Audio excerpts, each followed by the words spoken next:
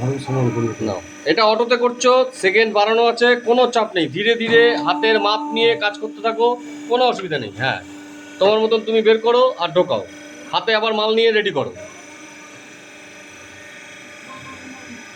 একবার বাঁ দিকেরটা, একবার ডান দিকেরটা, এটা উঠবে ওটা নামবে, ওটা উঠবে এটা নামবে, পাতা ঢোকাও আবার পাতা ঢোকাও।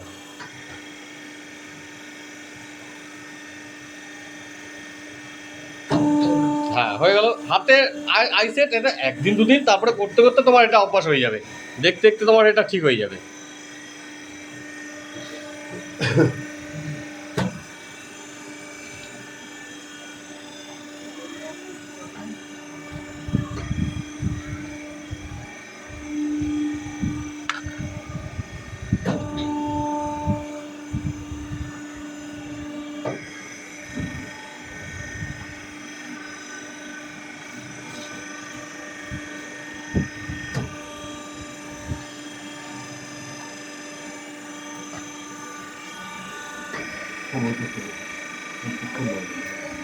যদি মনে করো ফলস খায় ছেড়ে দেবে, জোর জবস্তি ঢোকাবে না, ঠিক আছে? হ্যাঁ, জোর জবস্তি ঢোকাবে না, হাতেও ব্যথা পেতে পারো, পাতাও নষ্ট হবে, দরকার নেই। ফলস খাক, একবার ফলস খেয়ে যাক, আস্তে আস্তে এটা তোমার তো সবাই শুরু করেছো, আস্তে আস্তে হাতে রানিং হয়ে যাবে, জোর জবস্তি ঢোকাতে যাবে না।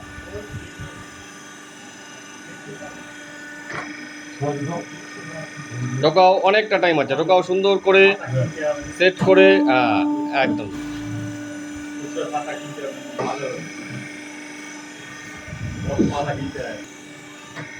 আচ্ছা, বলছি এই মেশিন কোথা থেকে কিনেছো দাদা? মধ্যগ্রাম থেকে। মধ্যমগ্রাম, মুড়াগাছা। কি কোম্পানির নাম কি? বালাজি মেশিনারি। আচ্ছা, বালাজি মেশিনারি থেকে তোমরা হচ্ছে এই মেশিন কিনেছো। আচ্ছা, এই মেশিন যে কিনেছো, তোমাদের যে ম্যাডাম যে ডিলিং করেছে সেই ম্যাডামের নাম কি?